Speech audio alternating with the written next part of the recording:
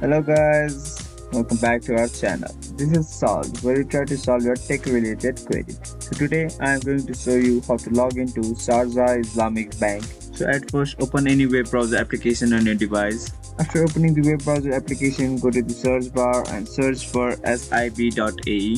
Then it will lead you to the homepage of Sharjah Islamic Bank. At the top, you will see the online login button. Simply hover over it. Then you'll see the three different options. Personal account is for personal account type. Business account is for business account type. Simply tap on personal account or business account. Then it will lead you to the login page of Sharjah Islamic Bank, where you have to write your user ID, or you will see the two different accounts, that is personal and business.